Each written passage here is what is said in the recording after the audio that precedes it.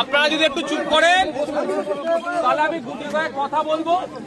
আমি ওখান থেকে প্রায় 170 কিলোমিটার দূর থেকে আমি এসেছি এখানে, আমি গুটি কয়েক কথা বলবো। প্রথমত হচ্ছে এই ঘটনাটাকে নিয়ে কেন্দ্র করে মানুষ চাইবে ধর্মীয় উন্মাদনা ছড়ানোর, আমরা সেই ফাঁদে পা দেব না। আমরা দুর্গাপুরের মানুষ, আপনারা যারা দুর্গাপুরে একটা ঐতিহ্য আছে, ইতিহাস আছে, এটা সম্প্রীতির মাটি, ঐক্যের মাটি। এখানে একসাথে আপনারা বিভিন্ন ধর্মের মানুষ, বর্ণের মানুষ, জাতের মানুষ সহাবস্থান দীর্ঘদিন ধরে হয়ে আসছে। কিছু রাজনৈতিক কুচক্রীরা, রাজনৈতিক কারবারিরা এই একসাথে আপনারা বসবাস করছেন, এটাকে তারা নষ্ট করতে চাইছে, ধ্বংস করতে চাইছে। সেই ফাঁদে আমরা পা দেব না। এবার আসা যাক, যারা এই কাণ্ডর সাথে যুক্ত তাদের প্রত্যেকের সর্বোচ্চ শাস্তির দাবি আমরা করছি এবং শাস্তির ব্যবস্থা করতে হবে। ওই লোক দেখানো দুজনকে অ্যারেস্ট করে যদি মনে করে এখানকার প্রশাসন, এখানকার এমপি যারা আছেন শাসক দলের, যে এটাকে বুঝিয়ে দেবো দুজনকে অ্যারেস্ট করে নিয়েছি, এই গল্প অন্তত আমি শুনবো না।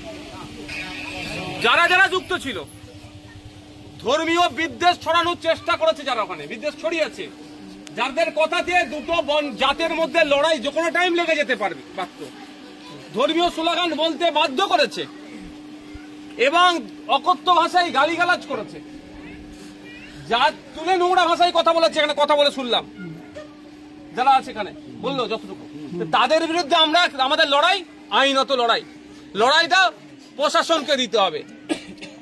প্রশাসন যদি এর মধ্যে কারো কথা শুনে, সে শুভেন্দু অধিকারী হতে পারে, মমতা ব্যানার্জির কথা শুনে যদি ওই যে যাদের নামে ডাইরেক্ট নামগুলো শুনেছে, কি কি নাম, পারিজাত গাঙ্গুলি আর দীপক দাস, পারিজাত গাঙ্গুলি আর দীপক দাস, এফআইআর এ যাদের প্রথম দুজনের নাম আছে, তাদের দুজনের মনে হয় একজন এখনো গ্রেফতার, একজন হয়েছে আর একজন হয়নি। যার 1 নম্বরে নাম আছে হয়নি, হয়তো শুভেন্দু অধিকারী মমতা ব্যানার্জির মাধ্যমে ফোন করে বলেছে যে ওটা আমার আদরের ছেলে, ওকে গ্রেফতার করবে না, ওই জন্য হয়তো গ্রেফতার করেনি। কিন্তু আমি আপনাদের বলে যাচ্ছি, আমি 1 সপ্তাহ টাইম দিচ্ছি, যদি ওই কালপিটটাকে না গ্রেফতার করে তাহলে এর জবাব আমরা গণতান্ত্রিক প্রক্রিয়াতে দেব।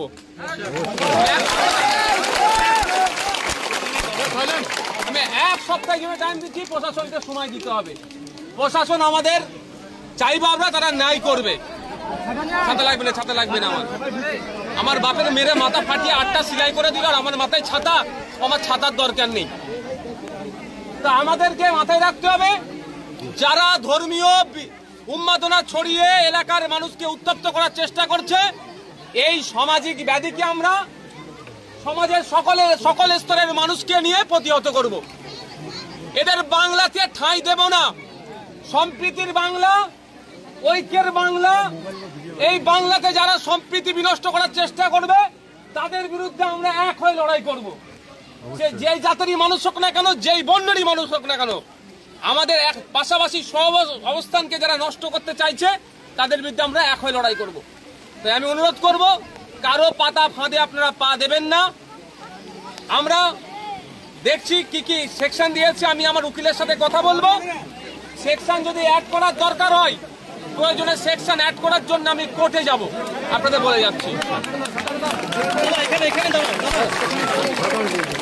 আপনারা বৃষ্টি উঠে যান, বৃষ্টির পরে কথা বলছি।